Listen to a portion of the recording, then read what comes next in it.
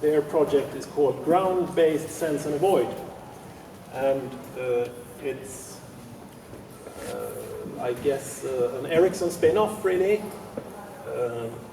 Or at least they were all at Ericsson in Stockholm. And Sjöräddningssällskapet, Zero Sea Society, and myself, we are a part of that project. So what they want to do is they build really small transponders, ADS-B transponders. And ADS-B, does everybody know what that is? It's the modern, relatively modern kind of transponders that are in bigger aircraft. They're mandatory for aircraft above 1,400 and something kilograms, right? Thank you. In the US, there's a mandate for anyone flying in controlled airspace from 2020. They call it the 2020 rule, which I guess has to do with the vision also. So everyone who's flying anything in US airspace after 2020 needs to have an ADS-B transponder. They used to be big and bulky and expensive and power hungry, and now they're down to credit card size. And SkySense are building, they are one of 2 or 3 producers in the world who makes these really tiny ones. Anyway, for drones, that is still, because the specification says that it has to send with a pretty high amount of power, so it's not very practical to put one of these transponders on board a drone. So we had this idea, what if we send the position of the drone down to the ground by whatever means, via the cell network, for example, and then we have a transponder on the ground, sort of sending out the position of the drone as if the transponder was on board. So it's pretty much a way, it's like spoofing the system. You're sort of pretending that you have a flying transponder. But in this case, it's a benevolent pretendence because you are actually there. It's just that the power-hungry transponder is on the ground. So that's what that project is about. And of course, these transponders could be seen by air traffic control, but also other aircraft which have modern anti-collision system, TCAS or ACAS. It's not a complete blessing. It doesn't solve every problem because you know, a lot of air traffic, especially in Europe or pretty much anywhere but the US after 2020, still don't have a way to see these transponders. So it doesn't solve everything, but it's one piece of a puzzle to try to make sure that we don't collide with manned air traffic. So that's that project. I'm not going to talk more about it because I don't know that much about the technical parts of it yet. But if someone is interested in transponders, I will be happy to share contacts with SkySense. Okay. Next up is Airpelago. That's Tobias and me. And a very fresh startup. We had this idea that we wanted to do this project, and then Vinnova came along with the call, and that was the inception of the company. And what we're doing is something we call drone mission control, which will be a general ground control station. It's cloud-based, so you basically log into a web page, and from there you will be able to manage and operate a fleet of drones. And we hope to make this very efficient. Today, generally, you have one drone, one ground control station, one operator. So what did we win? Well, we don't have to have the big helicopter or the big airplane. But aside from that, we're still using a lot of resources. And in the future, of course, we need to break these links, and maybe one operator can handle 10 or 100 drones if the missions are easy enough. And so this would be the possible infrastructure to do that. And we have Ericsson as our partner. As you all know, there needs to be someone with the need and someone to deliver it. And in Ericsson's case, it's about showcasing what your different cell technologies can do, and how drones could be a part of different IoT solutions, I guess. Yeah, and I mean, we want to build an end-to-end demo, and this is one part of it, and then, I mean, Transportstyrelsen, and so something like that. So this is one part of this big demo, or POC, or whatever you like to call it. And since I talked about my two hats here, my presentation from now on is going to be my sea rescue presentation, because this is the use case that we modeled this on. So this is what we hope to have eventually. This is a plane that Olle designed here. And we'll have them around the coast in launchers like these. And as it happens, as I stand here before you and present, I get this this notice because I also happen to be the pilot on call. Oh, so there's someone has called in, a person in water on Marstrandsfjorden. So I click that link, and I'm taken to my drone mission control interface, which shows me all the drones I have. It also shows me some other information is about the airspace and stuff like that. And it brought in that location, so I don't have to find the location. It's there. So yeah, let's go and see. And now it presents me with the closest or the shortest time. So we have many drones along the coast, and there are actually some that are closer to this position, but since we have a wind, it has calculated that the drone on Röra will have the shortest travel period.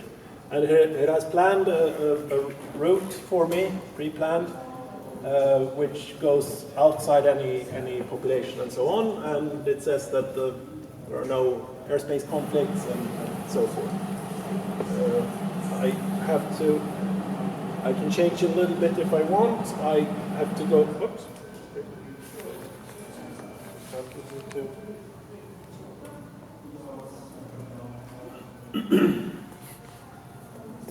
So I get the view from the launcher there.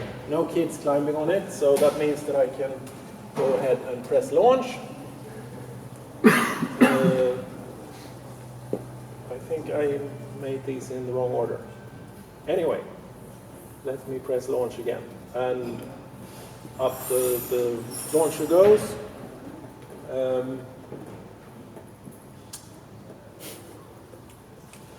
We'll have it prepare while I do the pre-flight presentations, but then you wouldn't see it. And then there will, of course, be some kind of interface. And some of the more important parts here are up here, where I can share. That could be the video with whomever I want. Maybe I want the video to go to the rescue boat or to someone else. Maybe I can even share the gimbal controls, so they can move the camera while I still retain control of the plane. I can also request a handover. So, okay, my shift is over. I'm in the middle of a presentation. Maybe someone else can fly. So I can ask some of my colleagues by hitting the handover button, can you take over this flight?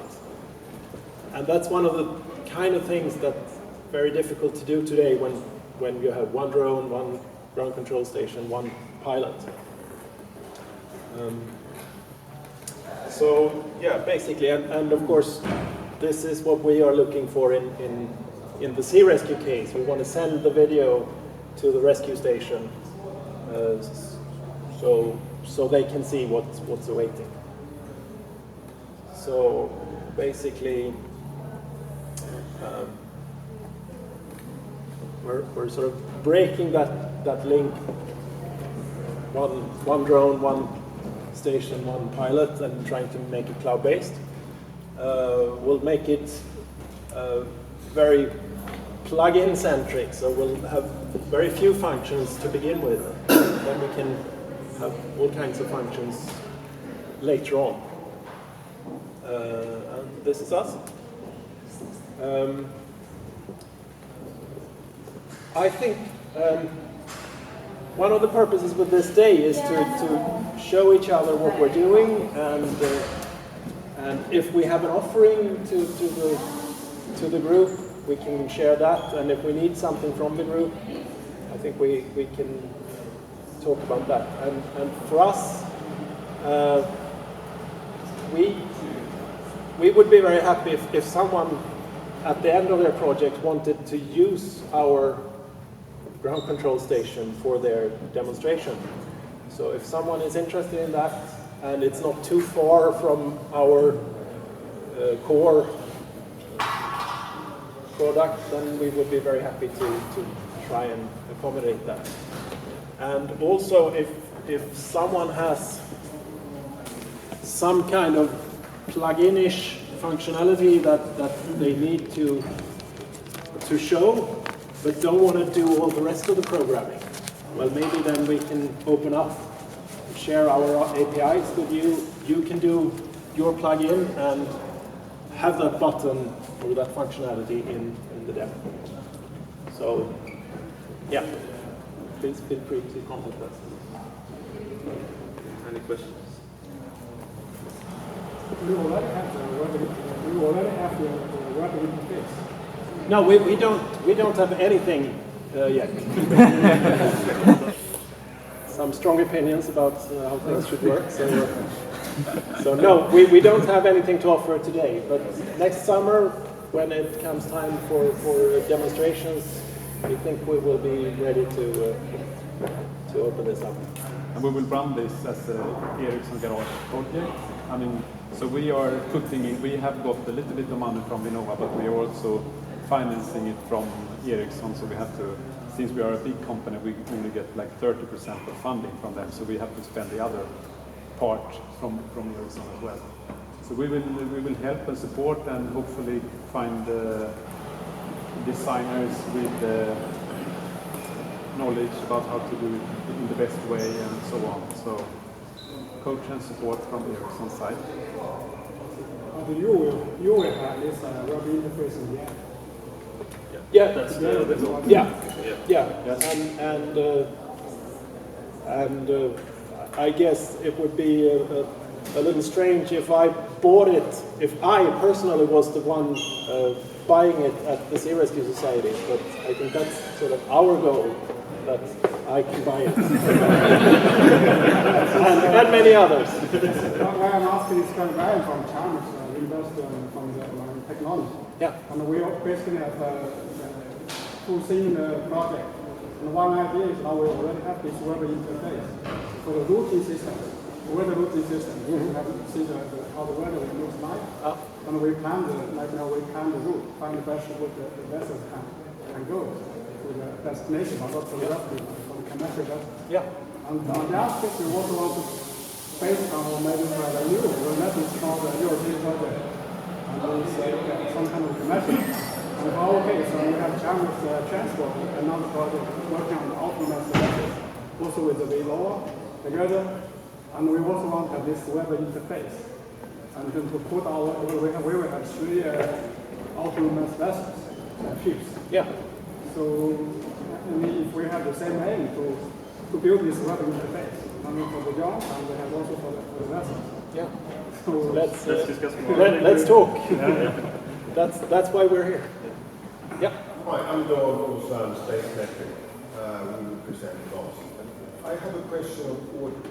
Now, I have things to discuss with you guys. I would want to discuss with you. I can take it with you directly or with everybody.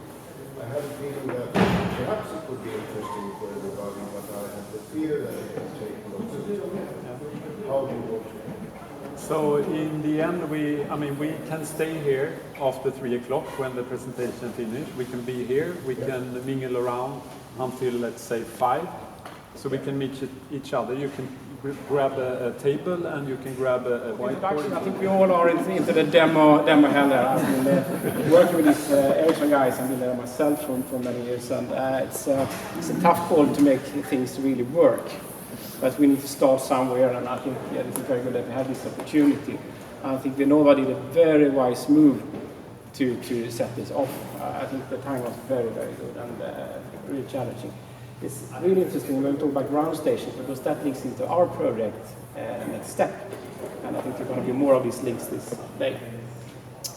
The Vattenfall project is driven by a few factors. Vattenfall, for you that know, is the owner of most of the grid, electrical grid in Sweden, transferring all power from the northern part of Sweden down to the southern part of Sweden, and has a huge network to survey. And it's not really along the roads, it's really out in really rough areas. So they also have a drive to become fossil free. They said it will be fossil free in a few years. I don't know which year it is, but anyhow, so electricity is the way to go. Instead of what is alternative today is helicopter.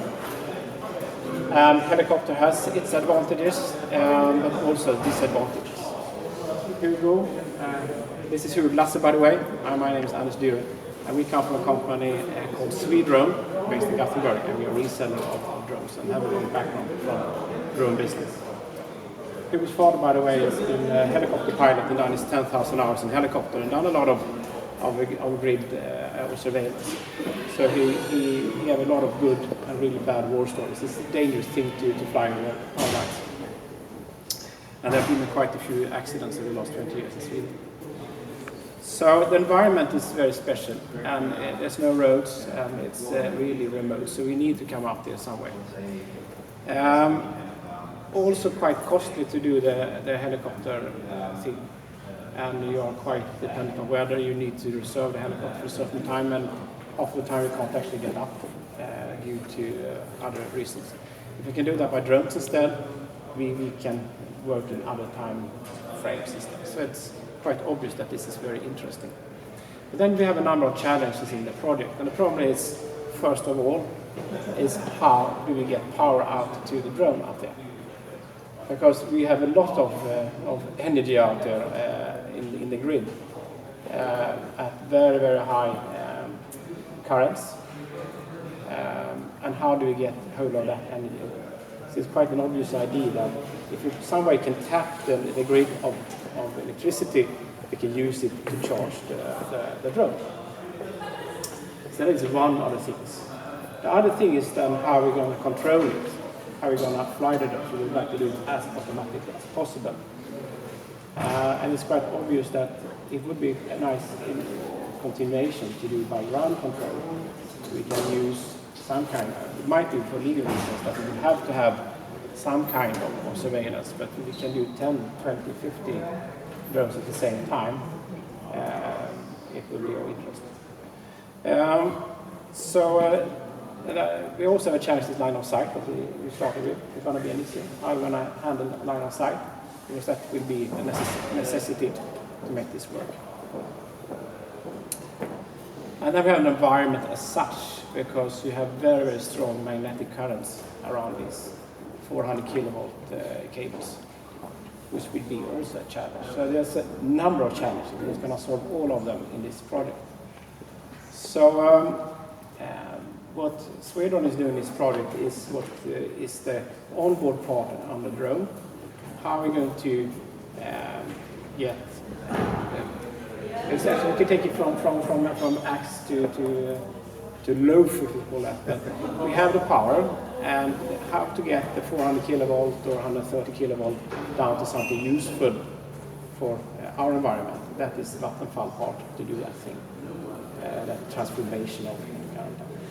And then we get a decent level that we can use, Sweden can use, and we're going to do induction-based transfer of power. And we will have a landing place for it with cords and induction up to the drone. And the challenge we need to solve there is how do we get enough energy, how we're going to control that charging cycle, because we need to turn off and on the coils. We get the local magnetic field at the landing site. We need also to match weight to make it quite efficient, and also to control the drone during the charging cycle. And a number of other challenges with weather protection and how we're going to position it so exactly that we can down the right places. There's also a number of challenges there. So that is the project in short. Yeah, as you said, it started off wanting to do induction while flying. It was a big challenge, so we decided to take it down to have this induction plates on the grids. And it started off there, and it's still early in the process, so still a lot of questions that needs answers. But that's our position right now. I also done a technology choice then, so we go for commercial drone, we do a DJI Wing4, stable platform, we don't need to bother about the control systems, we know that it works. And it takes quite good load, so we know that we will make it work. And we kind of do that part of it, so we can make it workable demo in this case. So that's challenging. That's about the project as such. Questions? Comments? Do you anticipate to make the charging part a commercial thing to share with others? It is, yeah. And that's Vattenfall's property. So yeah, that's the goal. Yeah. And Vattenfall is, or they have resources. They have their own development center, and also people to build and do things, and they have the ambition to do these things. So it's, we wouldn't have done this on our own. I think it's quite necessary to have a powerful partner in this, and keeping the project together. And it works well also as well. Yeah, it was here. There are other people working on charging. So I think there's also parallel projects here which we can also benefit from. So this kind of like charging station, would it have to be like very connected to lines with this very high current, or could you like connect it to the regular grid? Yeah, exactly. And the thing is that how Vattenfall is going to solve the problem to get 130 kilowatts down to 220. That's their challenge. It's a big challenge to do that as well, because there's no regulated technology for that one.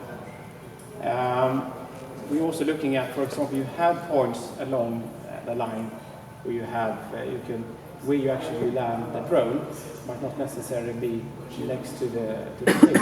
It could be a little off as well. Because the thing is that you have prepared routes, as you told, you're going to fly along the grid, of course, or along the lines. So then you can use that. You have a transformation station, for example, 1 kilometer off. Probably it's more efficient to use that one. If you reach it by car, you have working current in the station, of course. So then it's much cheaper and easier to do. But most of the lines are quite far out.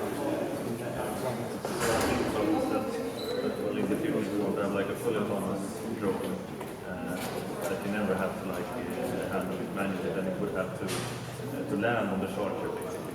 And I guess if you could do it this way, maybe you could do like wireless charging station that just breaks that possibly. Yeah, of course, if you have that. Then the discussion is where we're going to put this station and these landing platforms. It's going to be up in the air or going to be on the ground. It's a number of issues that we're going to solve. It's not really a technical issue, it's more of what is feasible. For this project, it's not a new question. I will say some words about our project. It's called Listener, and it's about weed control with a drone, in principle, laser light. So shine with a laser, and then it has enough power to, in principle, boil or dry a weed and kill it. We are from 5 different organizations.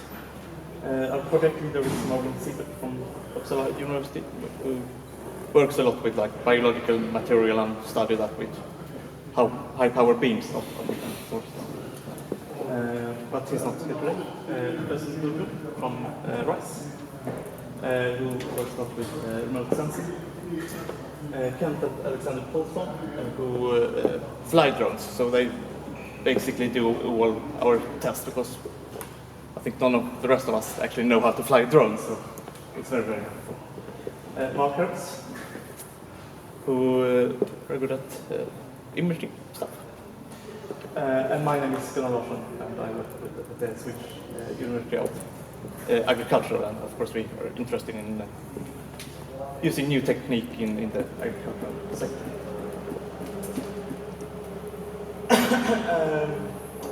Okay, so why do we do this? Wheat is in general, a big problem in agriculture, and especially if you are into organic farming, because then you cannot use usual conventional chemical weed control.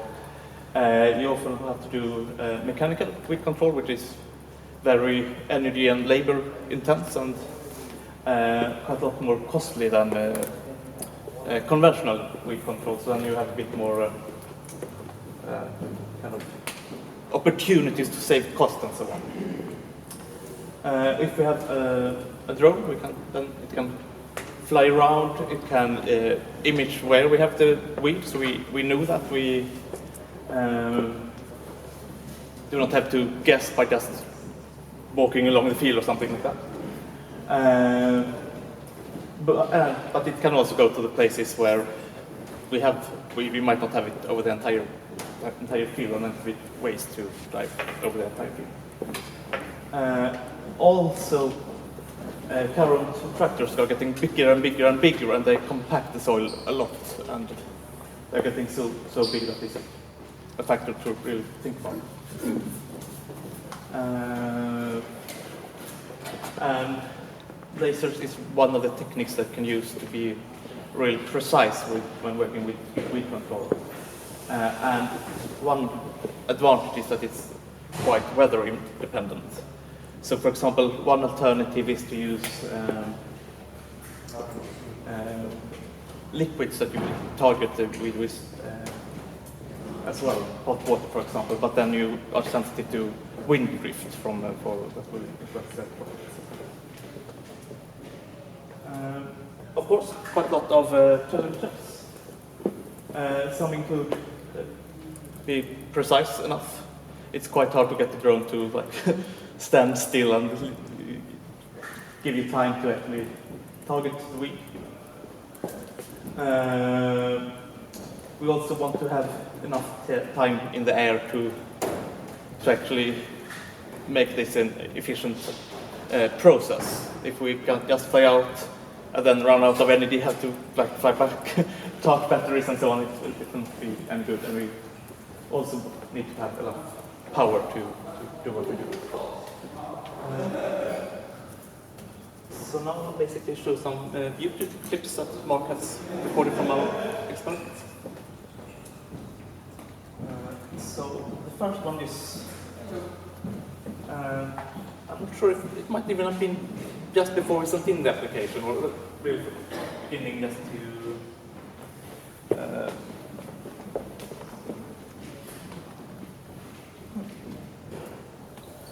doesn't show on the big screen. Okay.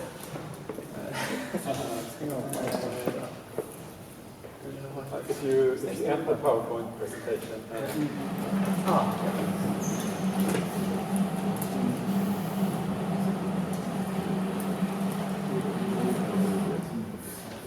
Yes.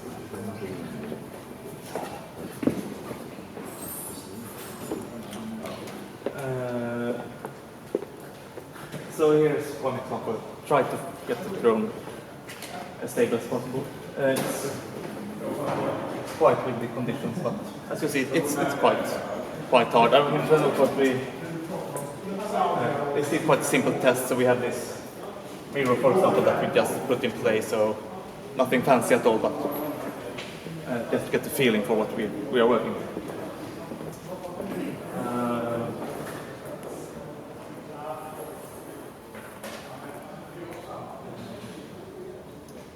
So then we have thought about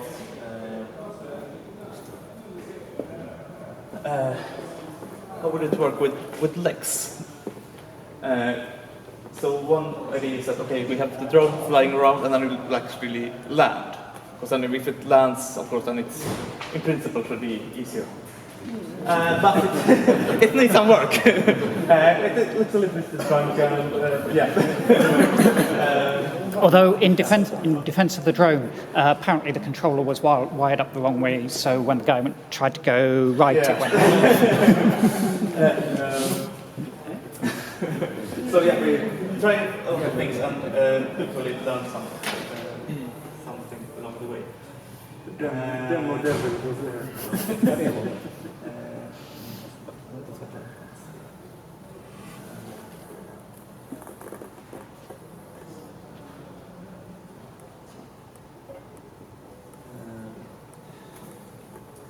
Then another idea that we have is that, okay,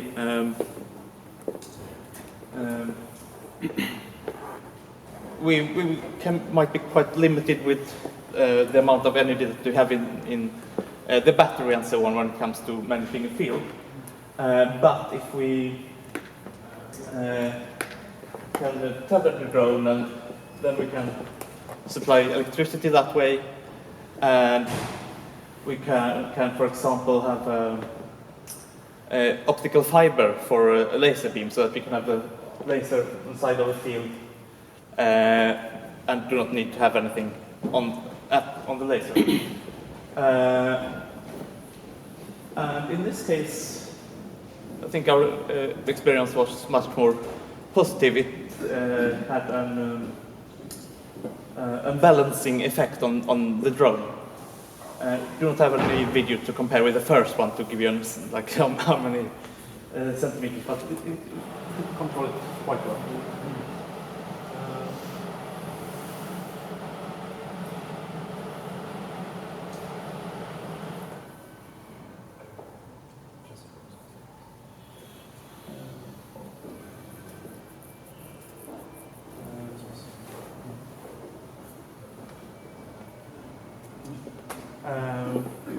If you want to like follow what we do, look at more videos and so on, we can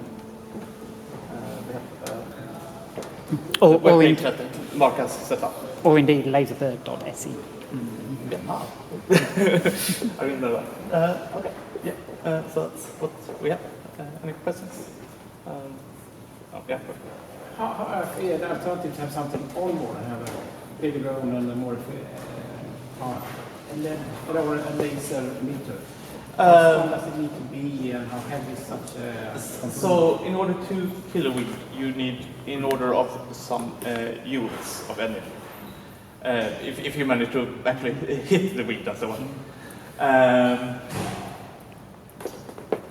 I mean, I'm not up to date enough. We did some maths, and it was unfeasible. It would have been too heavy, particularly the power supply for it, not so much the laser itself. It would just take too much power. So our first thought was the mirror, and now the fiber optics. I mean, it's a really good thing about if we have tethering and use fiber optics is that okay, then we have control over this laser beam, because I mean some joules of energy. I mean, it doesn't sound like a lot of energy, but I mean, if we get that into our eye, then we will be blind. And it's way up on we have really tough regulations for such high powers. So we were really happy when we realised that we could go tethered, because it solved so many different problems that we're not even thinking about free flying now. Maybe a comment on this, because my question was the same. Do you have a laser for this? But you don't. So you're just exploring. Do you have a laser? We have like, the project is like two parts. So one is working with the drone, and then we have working with the laser separately from that. So it's not necessarily to be related. It's a huge challenge. Yeah. I mean, we try to make like solve easier problems first, and then need to. But Marvin's day job is working with lasers, so that turns out to be easy for us. But of course, we don't actually need to use the full power in this project, so we'll actually be using low power, so we don't have to worry about regulation. So we'll be using milliwatt lasers like everybody else, laser pointers. Yeah, but milliwatt laser would not burn anything. No. And I think in general, like for the demo and so on, I mean, then we need to do some kind of special effect thing. Because I mean, when we kill the weed, that's not something that is like very wow, and it's not something that you instantly see that you have actually kind of cooked the weed. So I'm actually building some weed emulators with photo cells which explode. So my feeling was the mirrors, they would not gonna work because of you would need two precision things. So you would need to focus laser on the mirror. It means require something on the ground very precise. That means it's like to track the mirror. And after that, you need to control the drone to send the beam on the ground, so the precision kind of flies very accurate. That's why we relax so much when we tether. Something on board would require huge powers of battery for the laser. Yeah. I mean, you're limited until how many. I'm saying what it's actually not depending on the weather condition, but lasers they require very clear line of sight. I mean, any fault would immediately kill the efficiency. Yeah. And I mean, you of course, I mean, if you have more wind condition, and it's harder to control the drone. But actual beam would go straight in anyway. Low power, you need only a focusing time, or you need very high power. No. So it's a balance. Absolutely. Okay. I guess you need a gimbal for whatever you're using. Then. It needs to be super quick and precise. Are there commercial gimbals available that can do that? We're not worried about that. That seems to be an easy problem. I know there are military control systems that could do this back in the 60s already, but they tend to be big and it doesn't need to be that fast, so we're planning to use a camera gimbal, and we're not anticipating any problems. Okay, great. So there won't be any. Okay. How do you distinguish between what's weeds and not weeds, or do you just that's not part of the project, but you can, but you can do that in various ways depending on like how like precise you want to be. If you're okay with occasionally killing a plant rather than a weed and missing some weeds, or if you really want to get everything. The easy way to do it is that when you plant, you do it in rows, like this. And then you say that, okay, everything that isn't where we planted, that's a weed. But then if you have, for example, that you have a weed that is very close to a plant, then it gets much more complicated, and then you probably need some kind of artificial intelligence and so on. Or like you can use some classification methods or segmentation, and then you can look at the difference between the weed and the other crops, and then you can detect it. Okay. Is there any particular reason it has to fly? Basically, that we for this call, we are working with on the ground solutions as well. Because then you will get a precision. You have the main power source already figured out. And and you can have a much stronger laser as well. So no. I mean, I think that's a good point. We're over. Okay. Skogforsk, where I'm working. It's the Forest Research Institute of Sweden. And we have Swescan, it's a company who make these flies with the drones and make measurements. And we have the Swedish Defense Research Agency, FOE. And can tell, FOE will build this drone as we specify. And the group of specifying is Swescan, who is, they are will tell how it looks like, and we will tell how the user wants the results. That's the part of the project.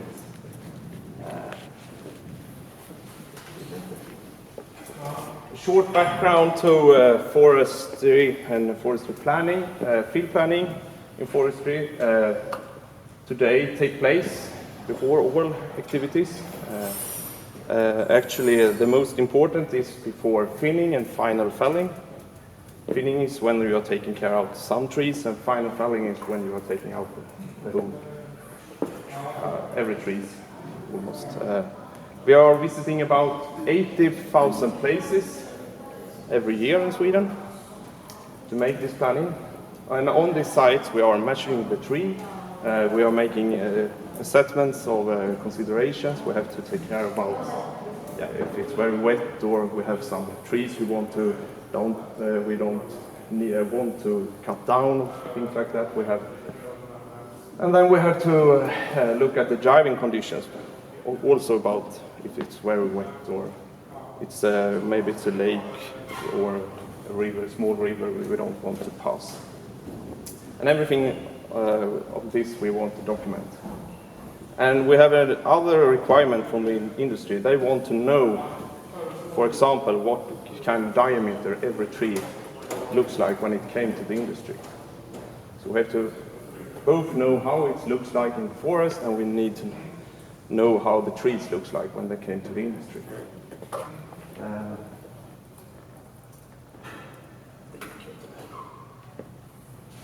And the challenge for us is to make this efficiently, to carry out the data collection and to describe the forest. And the remote sensing had last year increased we have increased using the airborne laser, for example, have been a great use. But today, all the work with the drones or the laser scanners is on the top of the trees, not among the trees. And that's a tricky when it comes to the considerations and things like that. It's not so easy. You don't see the ground or the site you are in. So we're starting a project with a design college in Umeå. How will a future planner, forest planner, looks like? And they have never worked with forestry before, so they were like thinking out the box. And they almost, I think 5 of 8 groups designed a planner with a drone who fly among the trees, under the tree canopy. So we started thinking maybe that's the way we are working in the future. So, and we think a drone who looks like that will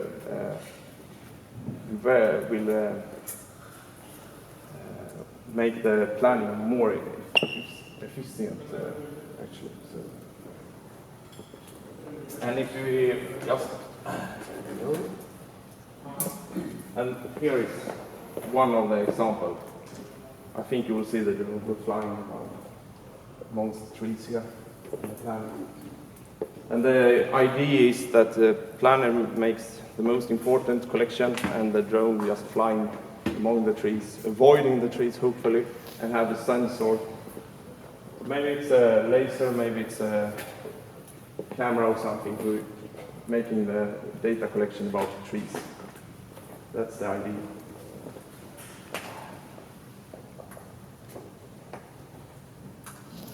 So, and background. I thought it would be an aim or something. Aim for the project.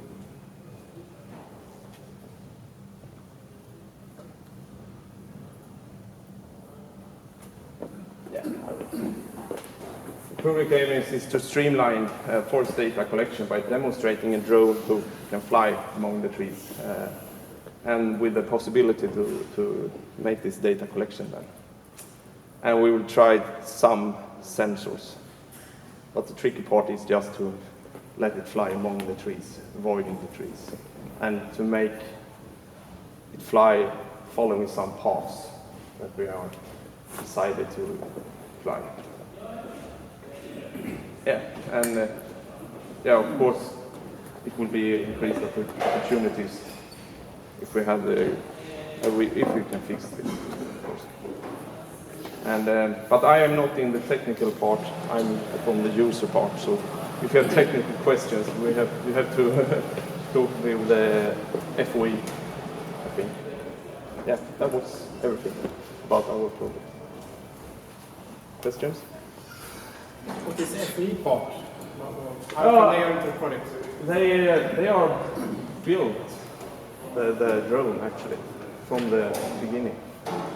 Is it military from the beginning, or is it just? We don't know actually, but they have shown us. They have, of course, typical drones. I don't know what's the name, quadrupeds or what's the name? Yeah, and they have solutions for avoiding things already.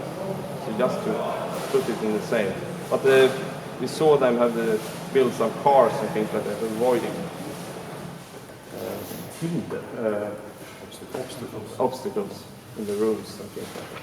And we can put that sensor in the drone, they can maybe avoid it. It's quite, I think it will be easy in a pine forest. But in the spurs, it will be difficult. Yeah, because a tree is one thing, yeah, but little branches coming out, you can imagine it getting trapped. Yeah, of course. So, yeah. But what is the overall aim is to map the forest with different types of trees, so you also have at the end the mapping of the forest and all the trees have to be detected what kind of trees. I didn't tell you, but we have made some mapping. All the forest companies in Sweden, we have mapped how much time they spend in the office, in the forest, to make this plan for some sites. And we have seen that the most time-consuming part is that to take care about this cultural heritage, environmental issues in the forest. And if we can have a drone who can measure the trees, and the guy who is walking around just take care about these other things. Today they have to take care of everything. So the plan is to have the drone, you go out in the forest, you look for things in the ground, and the drone just measuring. That's the plan. But of course, if they have a camera and fly through the hole, then you can see it. Because when you're walking around the forest, you don't walk through the whole forest. No, of course, but it's possible maybe to have some kind of hole, so yeah, to mark all the trees, or to mark every tree, what kind of trees, and things like that. We can set a plan or something. Yeah. Do you know anyone who can build today a drone flying from? Every drone. Okay. We build visual navigation system with sense and wave technology. Yeah, fine. No more questions? Hallå allihopa, Anders Forsberg heter jag. Jag har normalt sett forskare på Chalmers, men de senaste månaderna har jag startat ett eget företag som heter Dragonship, som är ett spin-off från Chalmers då. Och vi har det här projektet som heter Tralla, transporter av lätta laster, långa... Oh, sorry, I'm supposed to speak English. My name is Anders Forsberg. Hey, hi. Until recently, I'm a part-time researcher at Chalmers, and I also have a spin-off company called Dragonship. And we designed this type of aircraft. Basically, this project is called Transport of lätta laster, långa avstånd, so transport of light payloads over long distances. And it's the partners are RISE, who's the coordinator. They're in the building next door. Dragonship, my company, and Västerbottens läns landsting glesbygdsmedicincentrum, which are their needs owner, and finally Chalmers. So I'm going to start off with showing a little movie. Wait.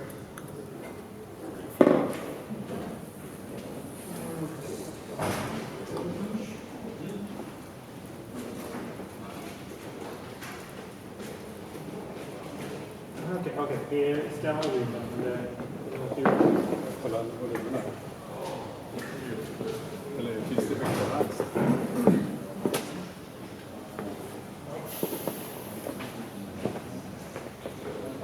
Jag kan vara lite narrator istället. So I can narrate this. So basically what's happened in the last few years, they've opened in these very remote rural areas in sort of the inland of northern Sweden. They've opened unmanned health rooms. They call virtuella hälsorum, virtual health rooms. Basically, so in these areas, this is in Slussfors, which is somewhere in Lapland. It says here, hälsorum Slussfors. There's in the school, there's an unmanned room where people can go and they can sit down and have an iPad and they can have a chat with a doctor and they can take their blood samples or blood pressures and stuff like that. And so they can get sort of basic health care without going to a vårdcentral or like a health clinic. So here she's being instructed how to measure her blood pressure, and there's also a way to take her blood pressure where they have somebody from hemtjänsten coming there helping them take the samples. And the problem with this, or sort of the bottleneck for this has been a big success, but the big problem here is that these health centers are scattered around an area roughly the size of Belgium, and you have to sort of in order to evaluate, for instance, your blood samples or send medications, you have to go to the nearest vårdcentral, like health clinic, and that can be very far, and you'd have to have a driver, and he has to go in the car and drive back and forth in bad weather, and it's going to take a long time to travel to transport a very light load, and which is bad for the environment. It costs a lot, etc. So they've been around. They were actually identified this need. What if we could use a drone to fly over these distances? So basically, what you have here is a system that I said, like the size of Belgium, where we have small or short distances. Like this is the shortest here, 20 kilometers, and the furthest one is 77 kilometers. And there's also sort of a redundancy in this system where say, for instance, that this flight is not possible, well, maybe we can take this flight, it's even shorter. So it's a very interesting problem for that. But since the ranges are so long, you can't just use a regular like DJI quadcopter or something, so you have to come up with a different design. So this is a problem that's been addressed by some companies. So for instance, Zipline is a company. Anybody heard of Zipline? Yeah. So they're a company that is based in Rwanda, and they transfer blood through this system where they're shooting away on a catapult, much like Räddningssällskapet does, to deliver a package, and then it returns and it's caught in this. There's a little hook there, and it lands like that. So this can cover very large distances and carry quite heavy loads.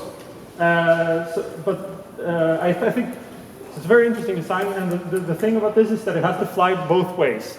So it has to go somewhere, it releases the payload with a parachute, and then it has to go all the way back. So there are other designs that you don't need this system for landing and starting. So for instance, the Google Project Wing is working on a VTOL. So this is a lift plus cruise configuration where it has these 12 motors that lift the drone up, and then it uses a VTOL. And why do you want to do a VTOL instead of just a regular drone? Is because once you start flying with wings, you can get a lot better efficiency, like 5 to 10 times or something like that. But that's obviously compromised. So the best thing is to have this sort of very slick, streamlined drone that's just optimized for this. Once you get into VTOL, you start doing some trade-offs. Another company that's been working on this, which is getting, I guess, a little bit of attention as well, is Amazon Prime, which is also using this lift plus cruise VTOL design. But I was inspired about a year and a half ago when I visited the Airbus Vahana team. So they're working on a different design, which is a tilt wing VTOL. It's a tandem wing. I can show you here when it flies. So this is their hover tests for this sort of vehicle. So basically, They haven't done the cruise, they haven't made the transition into cruise flight yet, but it's sort of a very interesting concept. And I saw that they started by building these smaller drones. So I started as sort of as a hobby project last summer to build my own versions of the same sort of configuration. So this is the first one that I built last summer, testing the tilt wing configuration without the rotors on. Over here. So this is the first time I flew it in hover mode. This was about a year ago. I tested the transition here. So this drone didn't really have any control surfaces or anything. So once it started flying forward, you can't really turn it. So you just do that until it becomes like a black dot, and then you hover up. So this was also sort of done with no really special. This is running Pixhawk PX4, but now I switched to Autopilot. But it's sort of an interesting configuration. And the great thing about Chalmers is that we also had a wind tunnel, so I could take it back after the summer and start testing it. And I learned that I didn't really know that much about aerodynamics. So basically the flow here goes into the flow here, and it creates sort of a backdraft. So I built another prototype which had sort of a raised wing, and so we tested this passively without running engines, and it had like a 15% better drag characteristics. But I never got to finish this, so instead I started building a larger model with control surfaces. So about this time I got some financing from Chalmers Innovation Office. So this is images from the wind tunnel, and it gave actually pretty good results. So yeah, and it's sort of a great asset to have a wind tunnel like this where you can optimize the time. It's also sort of, the 3D printing thing is also very nice where you can sort of test the different aerodynamic designs very fast. This is from flying it at the Everdrone, so I was there testing the hover in this very padded environment, which was good, and I've done some outside flights. The problem with this is that it's 3D printed, which is a really terrible material for structural strength. So it sort of bends a little bit like this, which is very bad. So now, with the money we've got for Tala projection, we'll actually start building this out of composites instead. And basically just doing the iteration loop over and over again, finding what designs that works. So this is sort of a very hardware-centric thing, or like just designing the aerodynamics and stuff like that. So we haven't thought that much about many other issues that this is. So I think the sort of goal for this is to have something that flies nice and in the presentation day in Västervik in April. But obviously we have a lot of issues that we need to solve before we can put this into system, put this into practice. And so some of the collaborations is that this thing has to be sort of run autonomously, probably over the 4G or 5G net, and the beyond visual line of sight obviously needs to be in place as well, and also the unmanned traffic management. So very similar to what Fredrik talked about, that there's going to be helicopters and other things in this area that we need to make sure that we don't collide with, and all the legal and certification issues that come with this project as well. And another thing that we sort of toyed around with is to have these sort of a nose cone here that is kind of a snap-off bayonet mount, sort of like how you can swap lenses on a DSLR camera, and maybe you can put different instrumentation in the nose cone and do different sort of tasks while you're already flying, delivering a load. Maybe you could do power line inspections, run scientific experiments. Maybe there's, you can measure the aurora up there or something. You can also do some forestry things that we talked about as well, maybe looking for wildfires or examining trees and stuff. There's been a lot of talk about using this for like monitoring wildlife, maybe putting a thermal camera, keeping track of so there's one big project which is about sort of keeping track of where the havsörnar is, the golden eagles, so that they don't interfere with the reindeer industry. Yeah, and also sort of any test bed activity. If you want to have a flying test bed to test, say, 5G technology, this is something that if we have this infrastructure in place, could be nice. But, and finally, like, any suggestions, any ideas what the system can be used for with the things you're doing? Very happy. I think we already have a very nice collaboration, and I'm very excited to talk to you guys. So, does anybody have any questions? Yes. Have you measured up any specifications for it? What performance will you get out of it from VTOL? Yeah, so we have a very, so we're going to build it roughly 2 by 2 meters is what we said, and it's going to be under 25 kilos. And we say that we were going to lift up to 12 kilos, or up to 8 kilos, and up to 50 kilometers or something like that, but maybe not at the same time. So we'll probably have a modular system where you could say if you want to transport something light, you put a lot of batteries in, then you can fly far. If you want to transport something heavy, you can maybe fly short distances. And we're also looking into putting like an auxiliary sort of chemical gasoline-powered generator or something like that. So, but for now it's going to be all electric and for this project. So, what speed do you think you'll have then? So this one was tested for 90 kilometers per hour. So maybe a little bit more when we go a little bit bigger. And I think that also, so I'm very fascinated. I want to build something big, and I think that's nice. But maybe we have to look at something smaller as well. So. We also got, so Glesbygdsmedicincentrum is providing a lot of funding, and they're also getting some funding from Vinnova, and their job is to sort of find out what the needs are. So we don't want to over-dimension something. If you make it big, then it's going to be more dangerous, it's going to make more noise, etc. So we need to find the ideal size. So that's one thing, but right now, you're just sort of figuring out the design, and sort of the aerodynamics changes a little bit with the size as well, so can't make it too small either. What's the weight today? So we use this sort of scaling. So you scale about, so it's for every time you double the length, you increase the weight by 8 times, basically, sort of just through scaling laws of nature. And so this one is about 3.4 kilos, and if you double that, it's something like 3.4. Yeah. So if you say it's 3 kilos, and then you do that times 8, it's 24, right? No, it's 32. No, 24. Good. I should learn. Multiplication table. Yes. So yeah. Any more questions?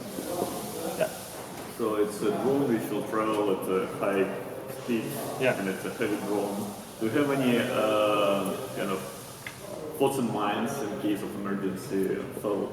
I mean, it's kind of object flying on the ground. It's not a light object anymore. Yeah, so I think that's a great. Safety parachute or like.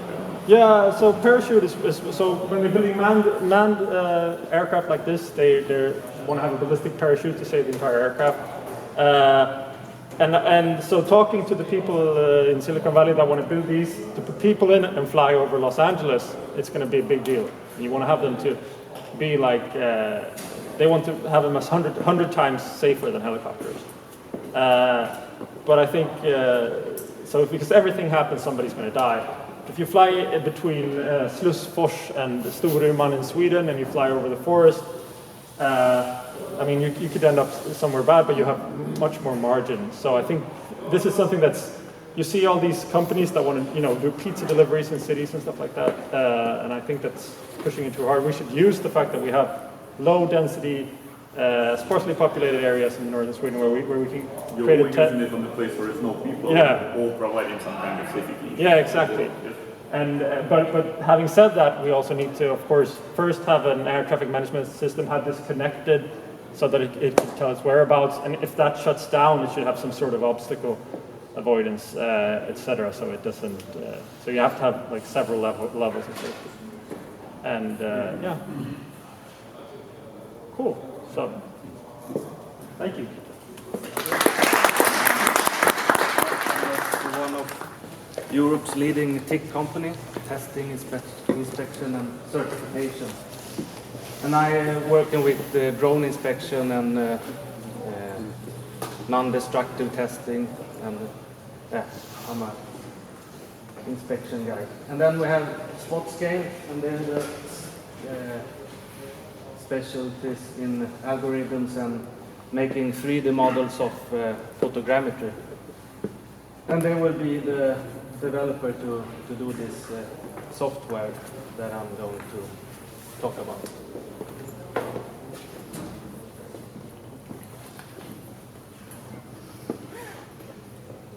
So the goal with this project is to develop a software that helps the drone pilot to be able to go back to specific points or targets that you want to inspect time after time, so you don't miss anything.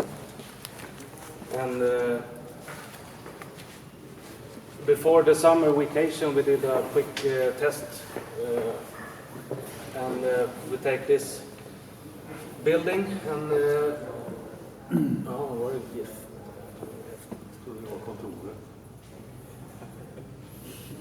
So this is the video from the test. This is the 3D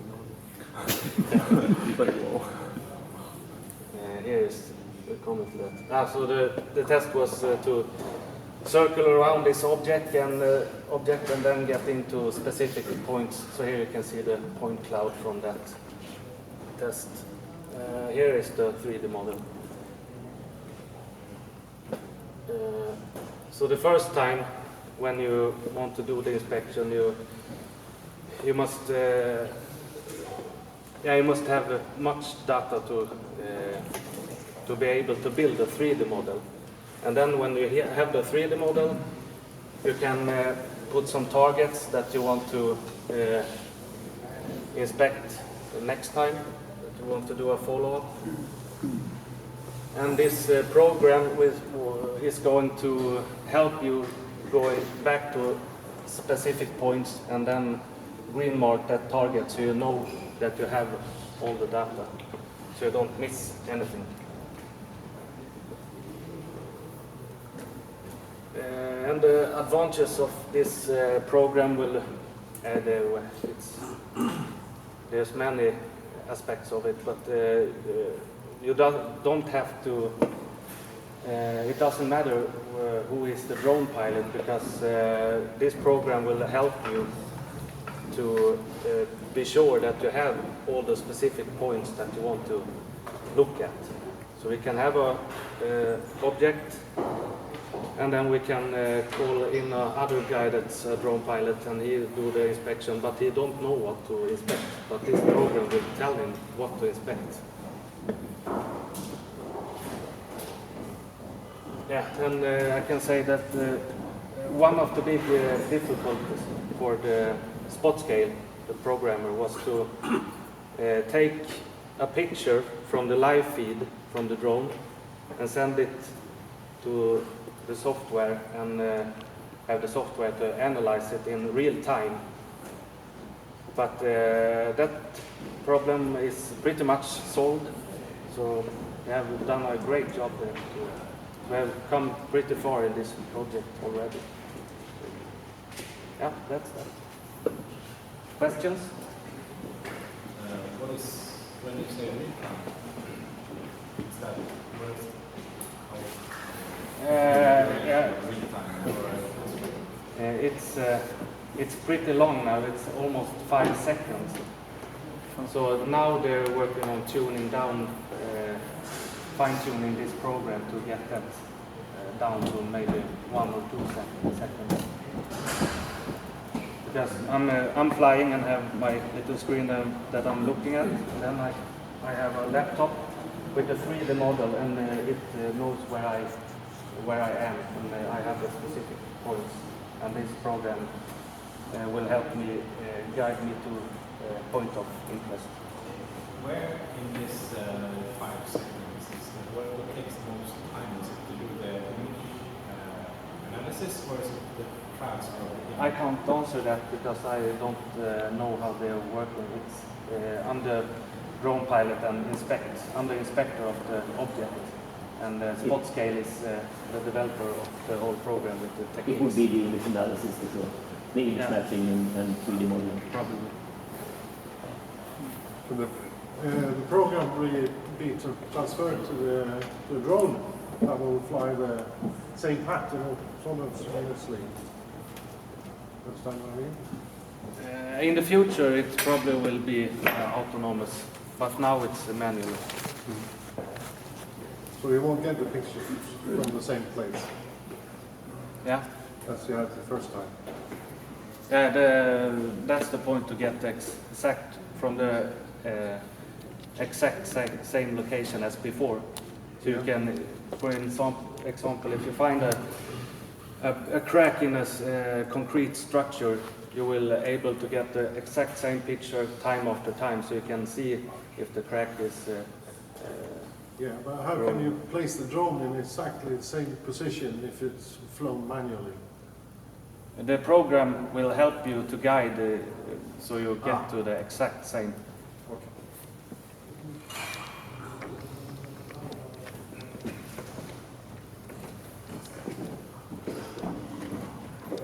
So it's air surveillance for airport safety. This is motivated from the Swedish small airports. We have partners from Vik Airport, Luftfartsverket and Svenska Regionalflygplatsen. The problem with them right now, they have a big challenge is that they have to reduce the cost for the airports, and also at the same time they have to maintain the regulated facilities at the airports. That costs a lot. And they are at the level of either shut down or make the resources more efficient to survive. But we would like them to survive to help the regional development. So RVK is one of the examples we want to develop automated solutions. So RVK is the world's first remote controlled airport. All the flight news system is at Sundsvall. So if you see all the cameras, so the flights take off and landing, there's no people manage it at the airport. Rather, everything is done at Sundsvall. But for the other functions, like daily routines to check the fences, let's say, to check the airports if there's no intrusion, if there's no animal around the fences, and if there's damage at the fences, they have to drive the car every day, several times. And there's no roads there. There is heron driving, bumping driving, and when it snows there, it's even harder to drive. And this diesel cars, so it gives emission. So what we want to do is we want to replace these routines with drones. So we fly the electric drones, so it's zero emission, and it's automated. So you just schedule the schedule for the drone, so it starts to fly at a certain time when there is no flights, landing or takeoff, and give the images or videos back to the control station, so they check everything is okay. At the airports, we have developed this digital runway incursion warning system several years ago. It takes 18 months from the idea to commercial products. Right now, Saab build this system and sell them to the airports. So they have, I think, probably 20-something cars installed with this system. So they do not need to install traffic lights right now at the airport. Everything is digitalized. So when they enter the runway, they will automatically get a signal from the control tower that they need permission to go into the runway. So that saves the airports a lot of cost. So that's one thing. We built on this system. So this kind of a ground control station for our drone system also. What we want to do in this project is we will build a drone solution that automatically fly over the parameters of the airports to check the fences and to check if there is animals or other kind of intrusions at the airports. So for now, we have already a prototype. Jan can discuss about that. Yeah, and that's where FlyPulse part of this project is to bring the drone and the controlling technologies to actually do the flights at the airport. So we have this prototype which is maybe massively overkill, but to enable prototyping and testing out different sensors, different collision avoidance systems, and yeah, we bought the biggest one we could find, which fits below the 7 kilogram limit, which we don't want to pass either. Yeah. And the focus is to showcase this when the project's finished. Yeah. To have a demo at the airport. We're using our ground control software at the moment, but discussions might follow if there are others available on how to do that. And we're semi-looking into some kind of induction charging precision landing station as well. That's not in this project. Not in this project, but that's of course in the bigger scope to automate it fully. That would be preferable, of course. And how to do like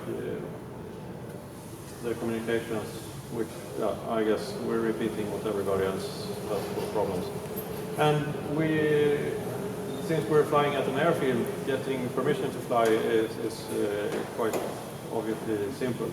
But we still combat this BVLOS regulation, since we can have permission to fly, but the perimeter of the airport is still in excess of 500 meters from the control tower where to calculate the distance from if and we're piloting it remotely, which is our problem. So there are several things. Technically, I don't think that any of us could argue that it's not possible to do, but it is just to put everything together. Yeah, and communication solutions, we want to talk. We has been in discussion with Ericsson to use their 5G connectivity to test the different functionalities with the drones. Because in the airports where you need to remote control, it both fly automatically and manually controlled by people to look at some specific area in detail. In that sense, we will need a very high reliability connectivity. Right now at the airport, they don't have such connectivity. It's the normal cellular network with quite not very good coverage, I would say. And also in the future, this function will move to the Sundsvall, which basically the flight ledning center. They will check everything remotely, so we will need even better connectivity solutions in that sense. So, but we will start with what we have now, and since we have 5G station here, it's possible we can test with our drones here also before we move to the airports. And also next month we will have some announcements from a Luftfahrtverket for the test sites. Drone is just one of them. They will have other user cases for automation that I cannot talk too much before they do it. Yeah, questions? Did I miss the explanation of the drum in the top right-hand corner? That's protected facilities and charging station. Yeah. A simple sketch in Google SketchUp or something, I think, just to illustrate. Yep. Yep. Controls must be the easiest place to get a permit to fly beyond visual line of sight, as it is controlled airspace. But we're going together with Luftfartsverket and to Transportstyrelsen just to make sure that everything is in place to get that permission. It must be quite easy. We're hoping on that. To add to your project here, there's a lot of lighting on the airfield. Outside the runway. Great to inspect all the lights. Yeah, that's when we went there to check with the guys who are supposed to operate this kind of system. that was the obvious first question. Can we check the runway lights with it? So that's same with the anti-collision lights all around the field. Yeah, definitely. And one thing I'd like to know is how do you measure the runway friction? That's a very good question. We have that in mind, but we need a kind of good sensors for the drones. And actually for this project, our primary user cases is for checking the parameters. Our other user cases is to fly very low on the runway to check that. But friction is not that easy to, you need specific equipment to test that. So that is one of the things. Next month might be something happening, I don't know. But anyway, you can report ice, snow, and patches, and how much it is, and maybe get a hint on how thick the ice is and so on. Yeah.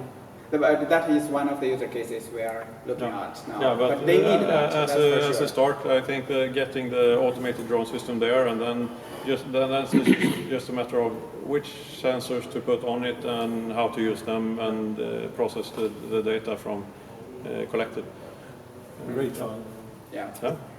I hope there will be some good things happen. You should combine this with a drone car that can measure friction. Yeah. Right now you have to drive the car to measure the friction.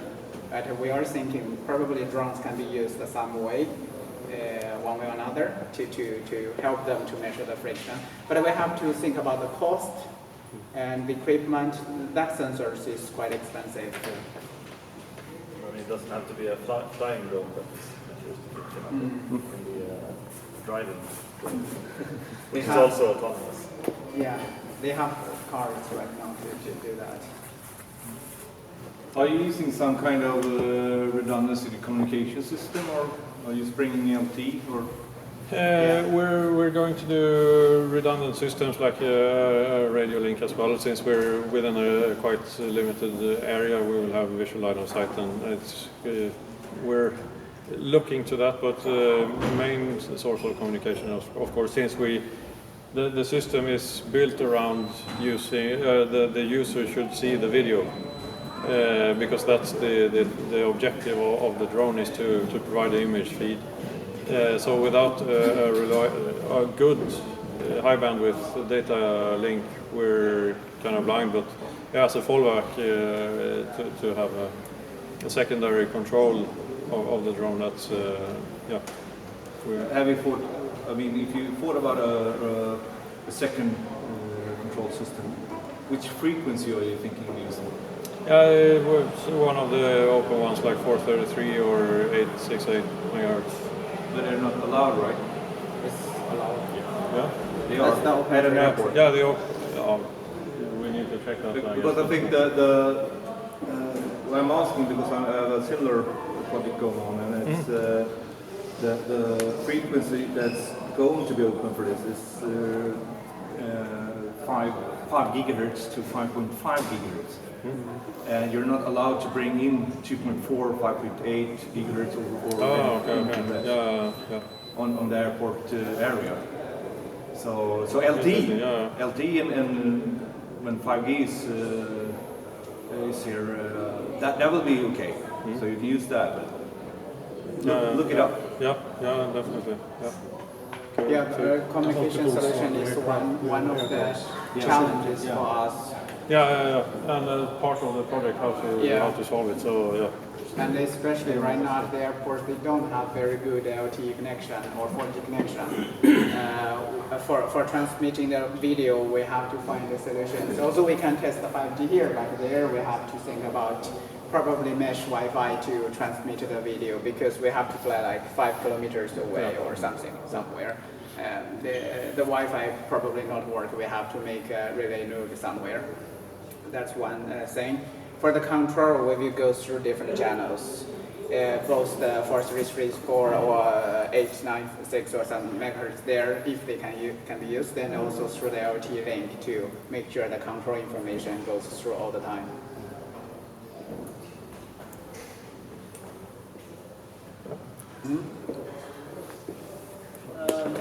So I'm Ben from Gobi, what we're doing is we're applying AI analysis on humanitarian and development projects, mainly in Malawi. The way we see it is that there's 3 steps, which is to obviously collect the data, to analyze the data, pre-process the data, get the results that are relevant for our clients, and then to visualize the data in one way or another.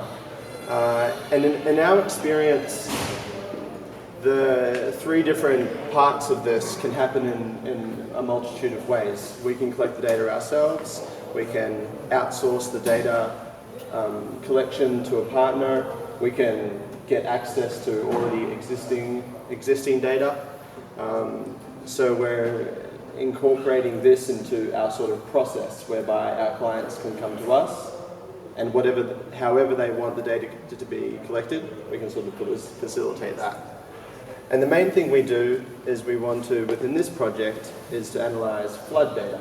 So we want to see what houses are affected by floods, where the water is within a certain area, and how other sorts of infrastructure such as roads are affected. And then in some way, shape or form we want to visualize that, whether that's on our end, visualizing that through ArcGIS or other GIS software, or if we're just exporting the shape files or whatever format they need so they can integrate this with their own platforms or so forth. Because we work with the United Nations and the Red Cross and these types of actors, they often want to put it throughout their own platforms. So so we are trying to look at the different parts of the puzzle and put that together into one sort of streamlined platform or piece of software or piece of a cloud-based model. So this is an earlier iteration we did whereby the orange dots are the houses that we're looking for. The blue tiles represent where there's some water on the ground, and then we can just do some simple GIS calculations to find that. For example, these houses in red are those houses that you should target with such response mechanisms or whatever the case might be. And then this is our latest iteration. So you can see in comparison to here where it's not so good at getting the sort of exactness of the house or whatever type of building it is. We can be a lot more precise. And the other thing with our data and our analysis is that we want it to be able to be incorporated with other forms of technology, Google Maps, satellite imagery, OpenStreetMaps, all sorts of things, because the idea is to generate as much value for the client based on the data, not necessarily the pictures. So in some cases, satellite imagery may be much broader to get the overall perspective, but then you can incorporate something like this on top to give you some extra value. So yeah, that's basically it. And we're also working, these are some of the other sort of use cases that we have adapted for already, and the possibilities are kind of endless what we can do. So with Ericsson, we're seeing how we can, just how I misspelled that, how we can integrate into the IoT platform and make this type of data available for other users. At the moment, we're using the technology to map out a cholera response in Malawi, to find out where is the groundwater, where are the latrines, where are the buildings, what materials are the roofs made out of, so that actors can make some decisions about how they respond to these kinds of things. And given that we're very much reliant on our partners, we're also looking into how can we train and support the local partners that we work with around the place. This isn't so much within the project, within the Vinnova project, but it's sort of the easy next steps, you could say.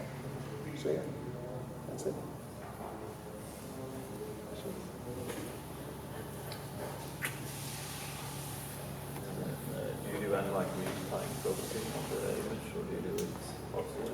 And up until now, the process has been we get sort of the TIFF file, break up the TIFF file, analyze it, then put it back together.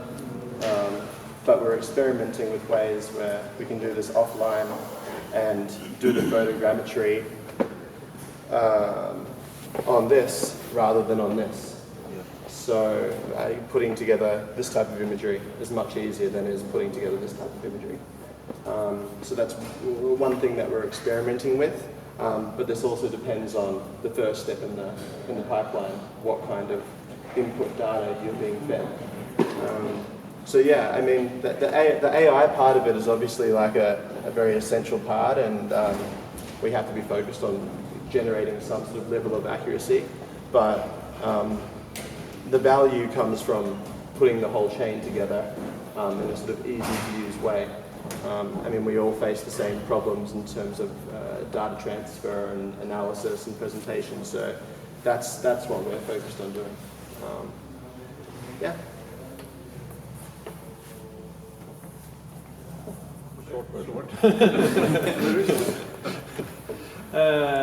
The project is initiated by 4C Strategies, who are providing a command control platform, or what is it, for the Södertörn rescue services in Stockholm, so the fire departments in south of Stockholm, or the fire departments, I guess, in a organized way.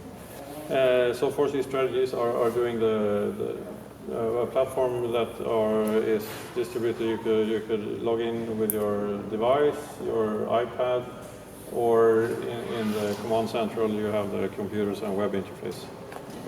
And they want to integrate drones into their tool.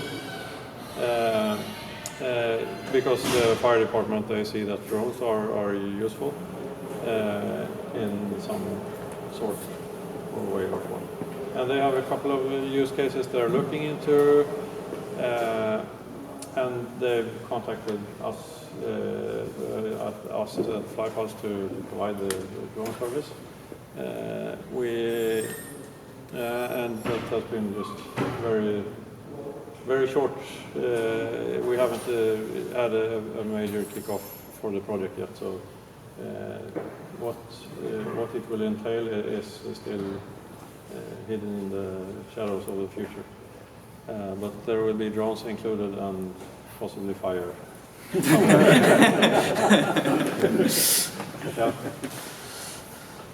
Yeah. Yep.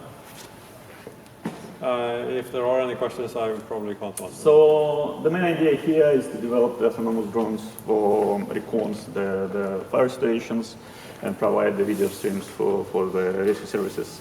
And one of the goals in these projects is to realize what kind of information they needed, work out, proceed, and how to integrate it into their process of saving people.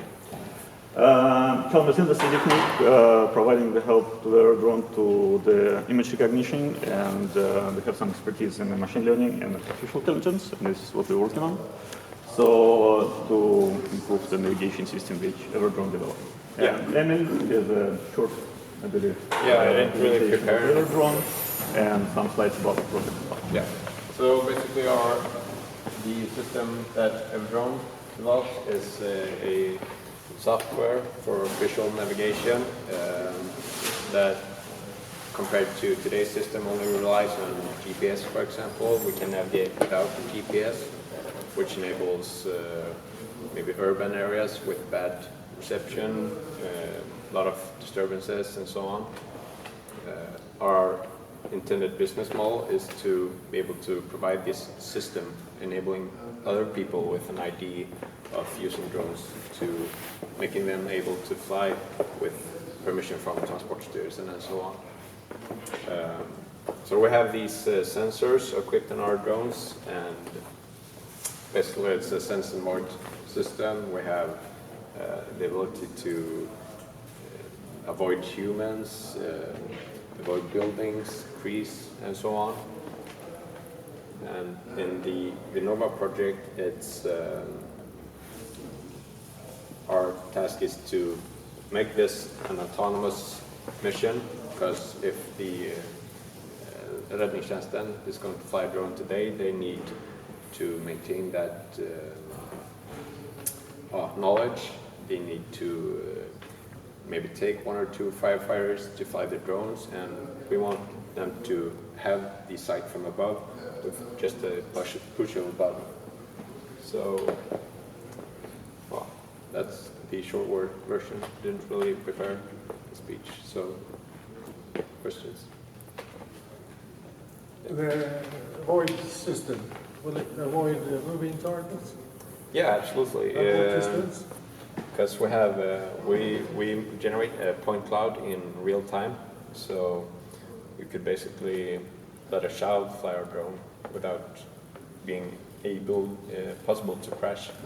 Yeah, but what distance? I'm thinking, will this system work with the dinosaur aircraft, the standard aircraft? Well, helicopter? Or? The depth camera has a lower resolution far where you are, so I mean within 20 meters it would produce a reasonable point 20 cloud. meters. Okay. Further on it has lower and lower resolution, so from this point it's better to use the visual input and image recognition, something like again AI based, so you can locate the people from the more visual input from the depth. But the depth camera are very effective in the close range, so it can actually going away from you whenever you are in the vicinity. So the development of this could be a detect and avoid system. Well, I mean, it's one of the parts of the navigation, because one of the goals of our drones produce the safe, and the safe is kind of the main goal there as well. So you don't want to fly above the people's heads. You want to avoid any collisions by anyhow. Yeah. So basically, the specification for our sensors is 20 meters with a good sense of depth. But in every sensor, there's an RGB camera, and from that image, we can use data from much further distances. But our depth sensors also work beyond 20 meters, but with a lower resolution. Have you made a SORA on this? A what? A SORA? Don't know. What is it? It's a risk assessment system. I think we've done some like on the Viva loss flight, but I wasn't part of that assessment, so. Ongoing process. A question there. When you say navigation without GPS, do you mean navigation like it can go 10 kilometers away and navigate by the imagery, or is it a sense and avoid? So it just well, it's a sense and avoid, but we also have like I don't think the idea is to move 10 kilometers without GPS. The idea is to maybe navigate maybe indoors, or we can attach, our cameras can use something called optical flow to always know its position. So even without the GPS, you can see it down on like field, and it will know exactly if it travels 500 meters that way, and then go back to the exact same spot and land within a few centimeters without GPS. Would you say that it's possible to adapt this to imagery navigation, so you don't need a GPS at all? Yeah, maybe. Maybe, whenever it's kind of developed enough, good enough, and you have enough image to feed into to kind of learn where it is. But so far now it's actually a helping point, so GPS is still kind of very valuable coordinates, I mean, to know it, but in urban environment it's very easy to lose the signal because of bouncing reflections and framing. And in this case, again, it's producing the safe navigation within this. But of course, GPS, I believe it's not like excluded from the stream at the beginning. But whenever it's developed more, I believe, visual inputs can be only inputs, but it's kind of far ahead. Like one of the key features is being able to maybe go, stay in one position and lose the GPS signal and still stay in that same position, because otherwise it would be stable, but it would drift, and our system can like look on the ground and keep its position. Yeah, I've seen it. It's very precise. Yeah.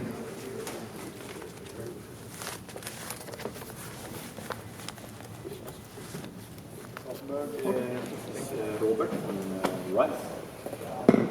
marine drones with extreme endurance for more vigorous monitoring of the marine environment. University of Gothenburg, RISE, Chalmers, actually two groups, one dealing with autonomous marine platforms, one with autonomous land marine vehicles, cars, driverless cars, and two companies, one based in Malmö, southern Sweden, SP Marine Tech, and one based here, more or less, Mölndal, Alkit Communications. Right.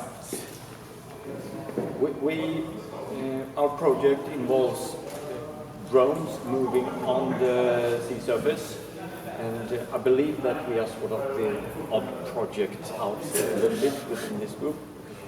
Nothing is flying. That means that our drones are typically a little bit different. They are heavier, quite large, can take large payload, but they are also slow. I cannot, here comes a thing which we will not use in our project, but I will use it, I will show it anyway. Can get it going.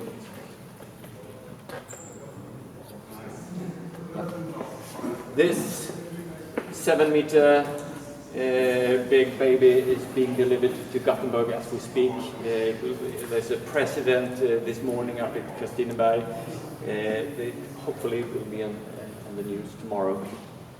So this is one type of marine drone. This one dives down to 3,000 meters, designed for going under the ice around Antarctica to where no man has ever gone before. And of course you can put any type of sensor and any piece of equipment on it. Our drones are slightly less in... that's not the West Coast, is it? It was the West Coast. That was Gullman, just taken a few days ago. Said the person who sent the video to me. Okay, so we work with these three drones, and they are quite different in characteristic. The Sailboy is a already fully commercialized platform for scientific measurements. Its main characteristic is endurance. It can stay at sea for months. It has a sail. It uses sail for wind for propulsion. And you can see that it has a solar panel for some electricity. And then we have the Chalmers Explorer, which is a very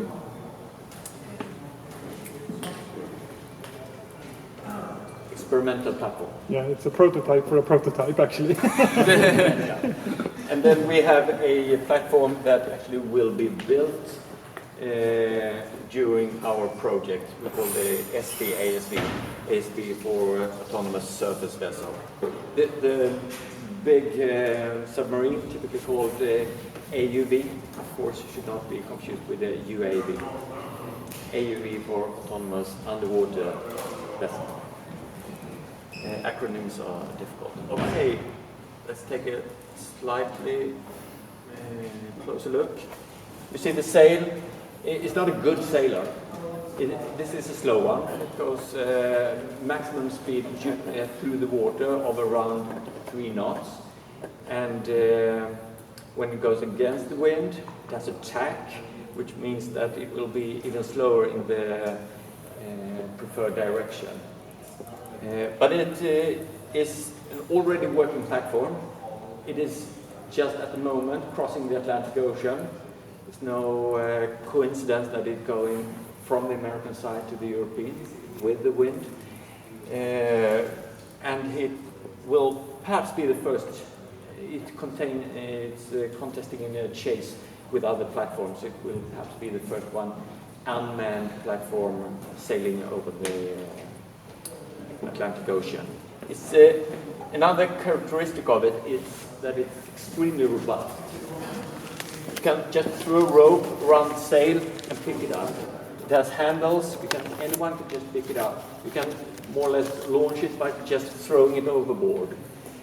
The greatest danger to platforms like this is not that it will hit commercial large shipping vessel. It will survive that. Can you imagine what the greatest danger this one is? Animals. Fish. Fish? No. Animals. Pirates. Pirates. Pirates in this case is just about anyone moving on the sea. They tried to cross the Atlantic once before and they failed because someone picked it up. And it happens constantly. So so it's not pirates, it's fishermen. They're very curious. How big is it? 2 meters. All the 3 platforms are between 2 to 3 meters. Weighs 60 kilograms. Communicates over satellite region. Can send not the really big data files, but typically the sensors produce data that is not so heavy. Okay. So this one is optimal for much monitoring. This one is our speedy vessel, and speedy in this here is between 8 and 10 knots, something like that. So this we will mount a camera on it, so we can use it for inspection, for example, and perhaps some sensors on the hull as well. Please interrupt me if I'm forgetting something. And here comes the ASV. It is a lot heavier than the other platforms. It is packed with batteries and has 2 fairly strong engines for propulsion, which means that it is the strong one.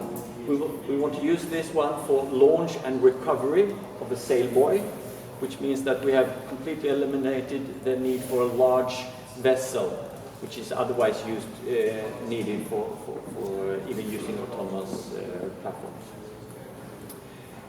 We also want to mount a winch system, so we can winch down measuring sensors down to 100-150 meters, so we don't only get values at the sea surface, also at depth. Okay, so what we want to do is make these 3 platforms work together and showcase the flexibility of the system. So here comes a suggested use case. This is the northern part of the west coast of Sweden. This is Sweden, this is Norway. This is the outflow of the largest river in Norway, called Glomma, heavy industrialized. Normally the outflow from Glomma can be seen in a plume of somewhat fresher water going westward out into the Skagerrak. Sometimes that plume turns southward into the coastal area, extremely sensitive and highly valuable biological. This area around, this is a national park, Sweden. It's still the only Swedish marine national park. So if that plume turns southward, that is something really worth monitoring. So we could, for example, put the sail buoy on a monitoring task, patrolling the area, trying to estimate whether the plume will turn southwards, which happens every once in a while. If that happens, we can send out the speedy Chalmers Explorer to do more detailed investigations. And we could use the SPSV for launch and recovery, and we can use also try to do the depth profiling to see how thick is the plume, because it stays on the surface, but it's an open question how thick it is. If the sailboat gets into trouble, it is not very maneuverable. Can easily strand in shore, we can try to rescue it and try to see what is the situation, what kind of trouble has it ended up in. Since we are operating 3 vessels, we are of course thinking about control center, drone mission control center. Will this, if we have add even more vessels, how complicated will this be? All right, more to add? Questions? Dead silence. Clear as mud. So 2 meters long, it's kind of big. So take back the fish thing, but also, isn't it a danger for small sailing boats if they think he should be giving way to me and then? Yeah, of course, those issues exist at sea as well. The big ones, they just drive forward, and at least for sailboy, it will survive. The speedboats, they better turn, and if they just see it, they will. That is the experience. It is of course possible to mount different devices for making other people or crafts, making it more visible. The manufacturer says that that is a bad decision. It will just draw attention and draw curiosity. So it's better to go the other way and be stealth. Yeah. And one of the, things that we will look into is that if we can use what the Revere Center has for autonomous cars for collision avoidance, if it's possible to use that on the sea. We have a different moving, everything is moving around, etc., etc. But we will give it a first try at least and see what we can learn from there. So that's why the Revere Center is working with us on this one. We're trying to see if it's possible, shortcut, or because they have a lot of interoperability with sensors from the automotive industry, and maybe we could jump ahead using that instead of investigate or try this again from scratch, and maybe we could get a jump start. And it's a very different story when you are at the, if you're paddling in a canoe or kayak or something, you have a very limited range of sight. And also sensors will have water on them and salty water, and so there's a lot of issues with this one. We don't know how good, how bad the cameras, etc., are. So it's a first shot. As you see, the Sailboy, it's made. It can be run down. It cannot avoid anyone because it's so slow. But we hope to try and learn and get some knowledge and build on this for the future. And of course, in the future, say the big one could act as a mothership for a drone that could go out into this area and we get a better aerial view of such things. But that's for the future. But are there any regulations around this? I mean, unmanned? Yes, in line of sight and stuff like that. Okay. Mm-hmm. So we have the same problem. So next week we are going to Näringsdepartementet, and there will be a hearing about autonomous or remote control on the surface. At sea. At sea. Mm. So the one going over the Atlantic is actually followed by someone? Or? No, it's not. In reality, it is a gray zone. They are used far offshore. They are already used widely. Aha. And it usually goes. But it's in one sense, the international regulation says that it could be considered as derelict. Since no one is on board the vessel, you can pick it up. So, but on the other hand, it's not stated like that. So the international law is very legacy in this one, but national waters actually, if the authorities prefer, we can have a different rule set. we're not there yet, but we are working on it. And again, even if we would have camera 360, we still need, and that's one of the projects in what we will learn, hopefully, is how good is the human eye? How far can a human eye see? And how good could a sensor-based system perform on a drone in the water? It's in the air, you don't have that much pedestrians like you have in the city, but at sea we have the kayaks and everything, especially in the summertime. So we will not run this in the summertime in the beginning. So we might use SSL's area out here where if we need, but then we need permissions. So at the beginning we will start in a lake or something like that, confined water. So far we've had a person on our unmanned water vehicles. Yeah, that's one way to go. That's what if we want to scale this up. My vision is we would use this with universities, etc.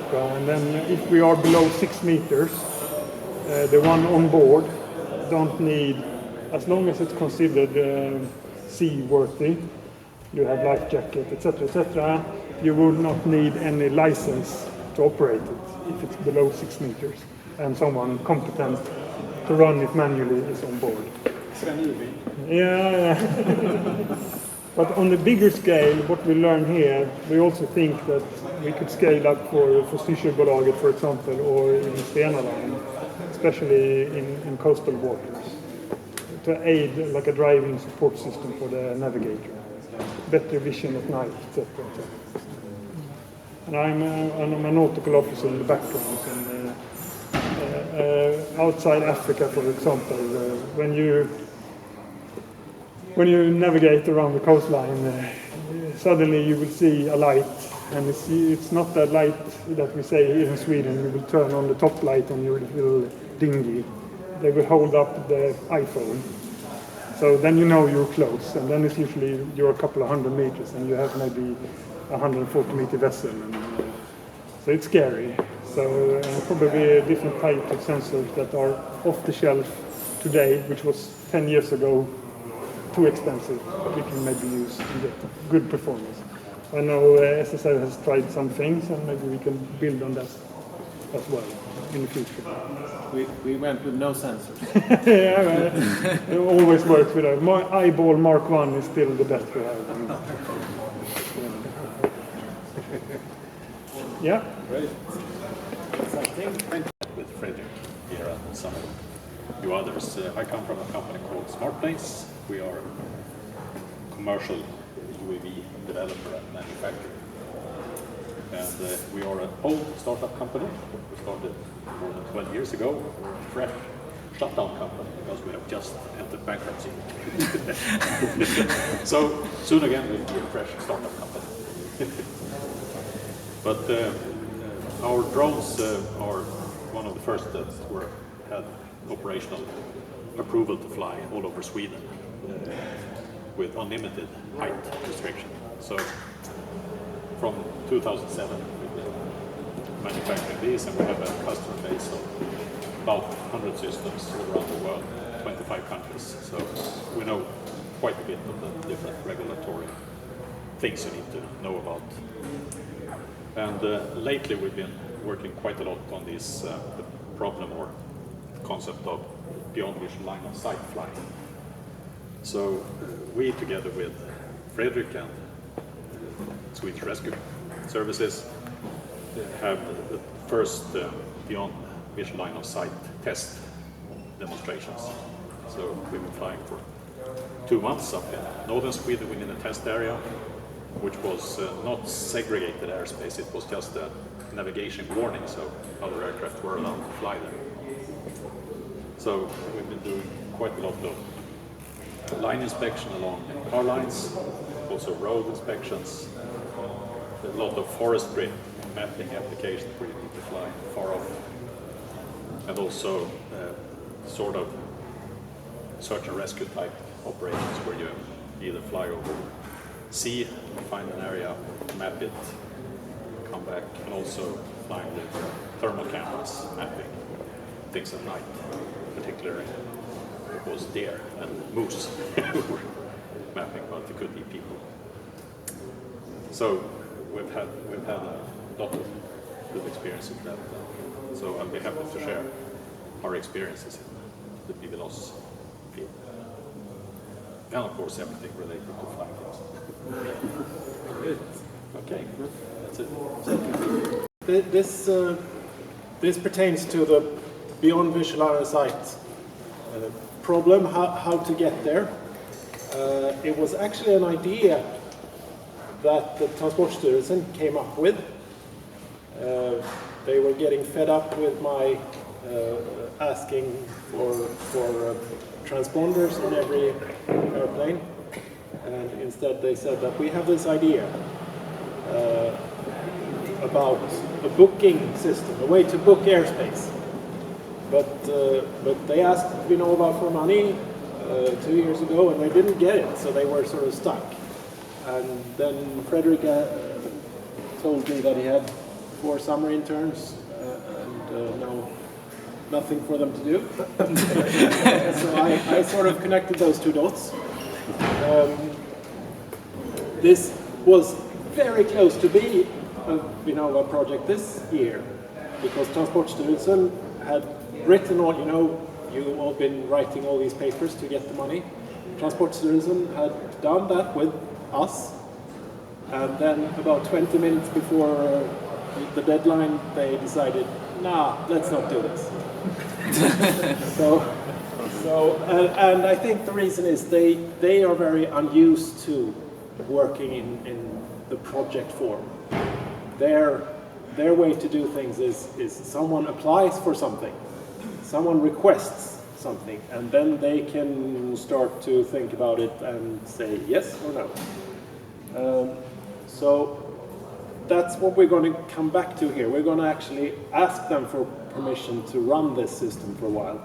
And I'd like to, if we have other participants who would need this, that would be a very good thing, that we could have more signatories on the application and also more people providing data. So this is in Swedish. The one big hindrance to flying beyond line of sight, it doesn't have to do with the drone, really. It has to do with all these other aircraft that are allowed to fly low without presenting themselves in any way.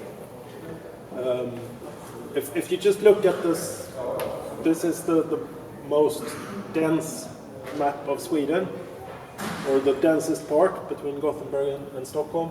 It's only these little dots where we can't fly. The rest is unrestricted airspace. But as you know, we can only fly those 500 meters. That's like 1 pixel. So there's a huge opportunity to do a lot of flying here, if we could just go beyond line of sight. This is just to show, of course, that we can only go up to 120 meters, which takes out the huge, massive part of manned air travel is above that. And then, of course, those controlled airspaces are out of the question. Cities a little bit more complicated, let's leave that out. Obstacles, we have fairly good maps.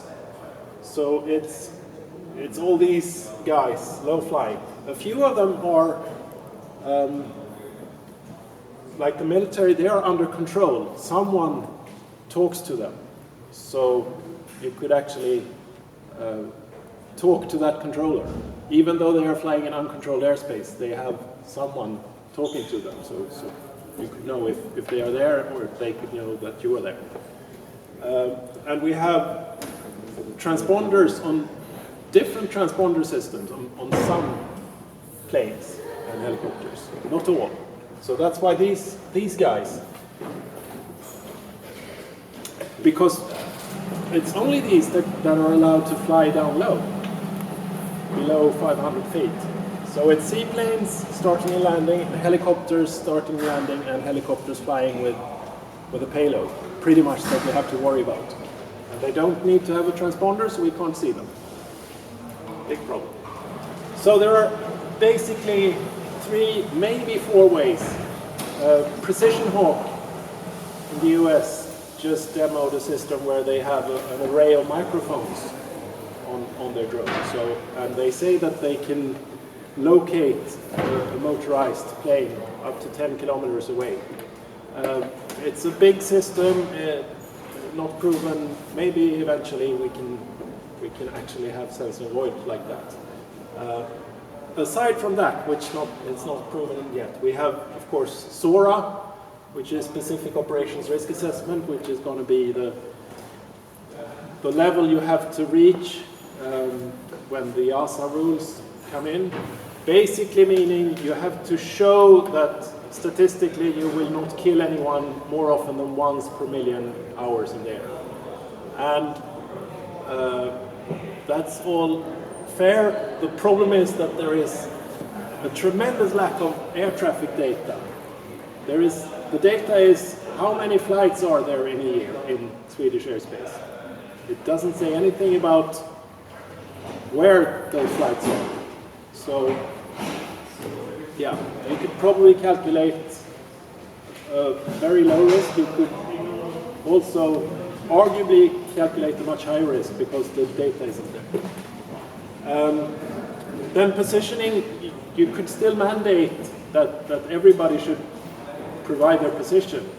The seaplane and the helicopter should somehow tell everybody else where they are.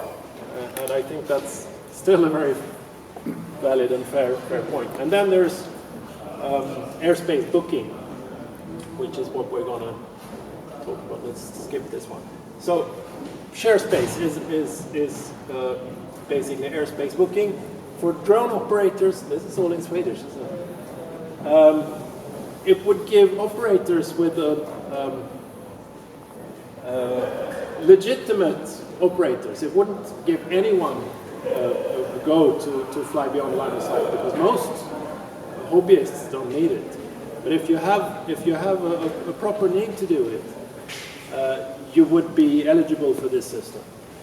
So you would be given the opportunity to ask for an area for a certain time.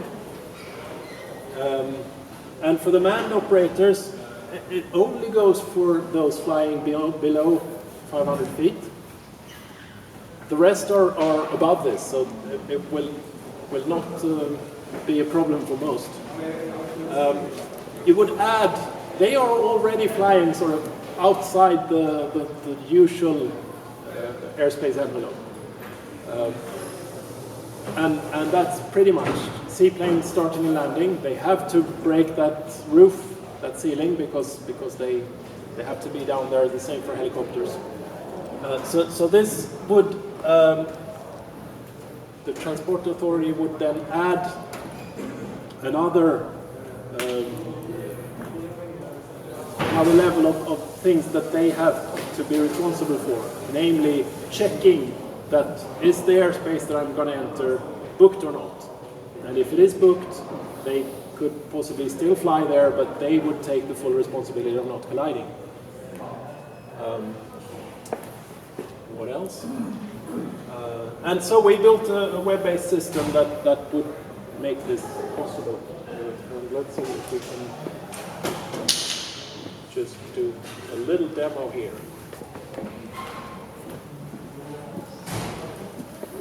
So this is what the system looks like. I can. Am I here? Yeah. So now I'm logged in as myself here. But if I weren't logged in, I would still see these booked airspaces, these green ones. So I'll zoom in a little bit and see if we can. So we have all the other airspace classes and everything here too, but these two green ones, or three, are booked in this system, and there is a time slider here. So if I'm only interested in let's say tomorrow morning, I would I would then lose 2 of them because it's only this one that Toby has booked for 3 weeks. Yeah. I don't know how he managed to get that. But some friends in the yeah, exactly. So anyway, for anyone, you wouldn't have to log in to see this.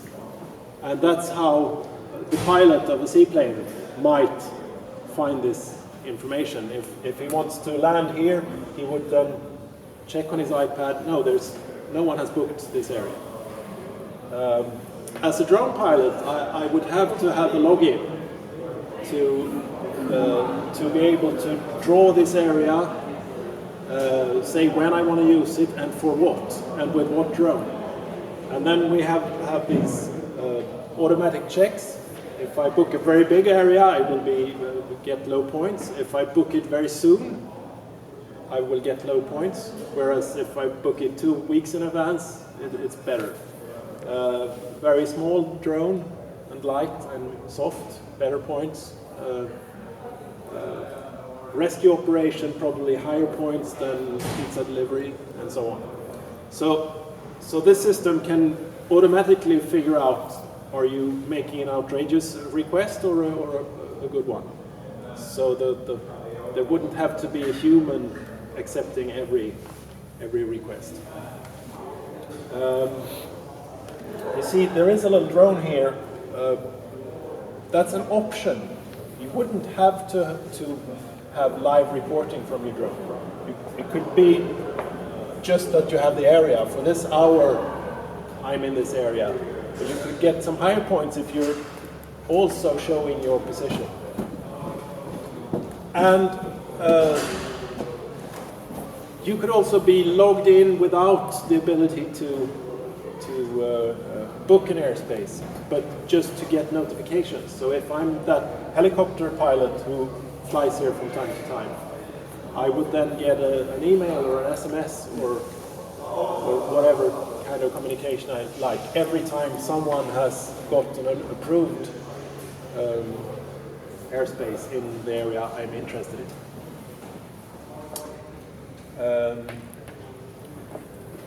And another extension, of course, is that you as a drone pilot don't even have to log in here and draw the area yourself. There's also an API so that the drone itself could make the request. So basically when you send the waypoints from the drone management system, you will also have to make this request towards the API, and it will tell you if you're good to go or if you are pending, or if maybe you can also be like not approved.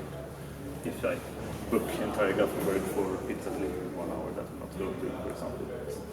Some organizations could also get like rescue organizations could get the right to make like prioritized requests that are always approved, for example.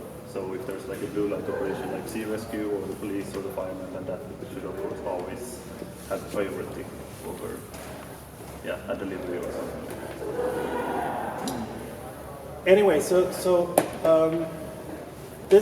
this would be a way, maybe not forever, but before we have a UTM that works eventually and so on. This could be a way to sort of coexist with low-flying man aviation. I don't think that the Transportstyrelsen is going to just go with this, but I think there is a good chance that they would accept running it for a certain time. Let's say the West Coast for 3 months, if we asked for it. They would then probably have it as a NOTAM saying that in this area, this chunk of airspace, if you want to fly low, you have to follow these procedures for during this time. So my question to you is, and you don't need to answer today because it's no rush, but if you anticipate that you're going to be doing some beyond line of sight flights in your project or otherwise, and we can coordinate one or a few areas, we could apply together and see if we can get this going for a little while. And then of course one good thing is that we are more people asking for it. The other is that we can together rack up more hours and collect more data. So there is some value to the test. Okay. Questions? Yes. Yeah. If the aircraft goes rogue, do you have an assessment of the range? Yes. What we do actually is if the aircraft gets lost, then we log the last known velocity and we update like a circle like this for every second until it's fine. But that is, of course, so far at least we haven't decided if you will have to provide your exact position. In the most basic form, it's just an area. And if you end up outside that area, well, maybe we'll have to have an alert button. I lost it. I don't know where it is. It could also be that we decide that to be in this trial, you have to report your position. We have an API that you can sort of feed in your coming waypoints and your position, and it's pretty simple. And that's where the growing red dot functionality lives. Yep. I was just thinking, like, when for the commercial flights, they operate in flight level. Yep. Should it be in this system as well? Okay, I'm only needing 0 to 50 meters, and then someone else can get 50 to 100 for pizza delivery, or blue light organization can have 25 meters, but it's always clear for them. Yeah, that's a good idea. Maybe that's more useful in a later version, which then becomes a UTM. This is sort of a very coarse way to get going, because there aren't that many drones yet using this. And there are very, very few manned aircraft down here, so the actual problem is very small, but we need to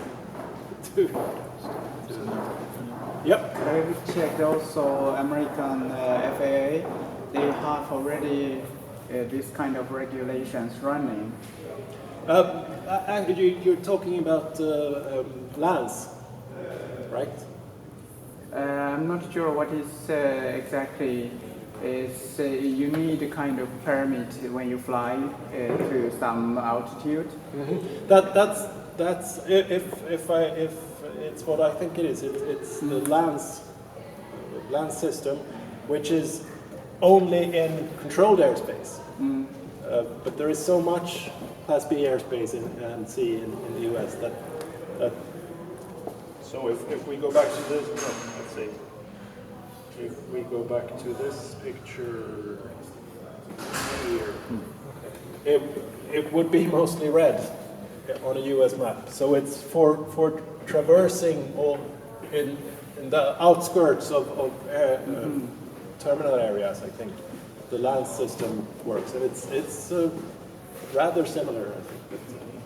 Because we send in a report to transport steers for the digital regulations for the autonomous systems, but that was focused on the vehicles. But they do have a kind of a section focused on the drones also, which means they're probably also looking at the potential regulations for drones. Yeah. I'm not sure if the ongoing work at Transport Steers, and do they want to continue this track or not? I don't know really. Maybe we can. I mean, if we go 5 or 10 years into the future, there will be a UTM or a. There will be. Yeah, I mean that's for sure. I'm pretty sure. But this could be for the 1 to 5 years. Yeah. I want to fly. I don't want to wait. How much documentation you have over this system? Because thinking of who's going to operate beyond line of sight, it's going to be necessary to both have a flight organization and also a quite heavy operation manual. And as more information you can link to this system, I think it will be more easy to get approval to actually. Yeah, you would still need your 5C, but this would be one of the things that you use to get there. Yeah. So my question is, do you have it fully documented? Or no. And like as the developer, like this right now is very experimental, and it's only being used for like demonstrating it towards transport solution mainly. And there are lots of experimental features that we probably wouldn't need if we want to test it in practice. So if you're interested, it's also very interesting, I think, to receive like your feedback. What would be valuable to have in such a system, and like what features are the core necessary features to make this work in a real case scenario. Like maybe we don't need to have the automated decision-making process, for example. Maybe that's something that can be used later and stuff like that. Maybe everyone who has access to this system always gets approval as well, just when we test it or something like that. So please also, if you have any, not necessarily today, but later on, if you want to do this, also please note that any feedback is very appreciated and needed, I think. But it's probably going to be a very scaled down, basic. This is the area I need from a quarter past to half. Yeah, for category 5, it's a good start.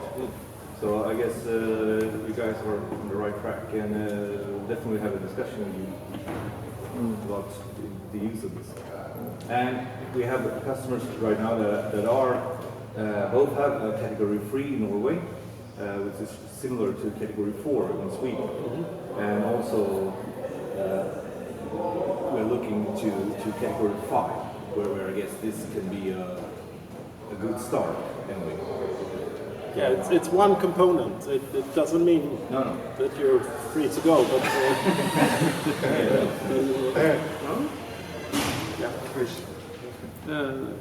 would it be interesting just to get the data in to log like 1B flights as well, just within visual line of sight, just to test out the system as well, or is it? I guess. Yes, I think so. If you're booking less than 500 meter radius, which would mean that you're flying within visual line of sight. So we just had, actually we were at Transportstyrelsen presenting this and a whole lot of other things during the spring. We got the question from someone, did you apply to request to do this? No. And I took that as a but on the other, we don't have a plan to do it right now, we have other stuff to do as you were. So but maybe in the spring or something, if there is interest, and if there are others who would be able to use it and rack up some hours so we get something out of it. Yeah, the state of it right now is, like I said, very experimental, and it's not being used with real drones. Like we've tried connecting a drone and sending a position very simply, but of course it would be interesting, and if we are to use it to actually do some real world testing before, that would be great.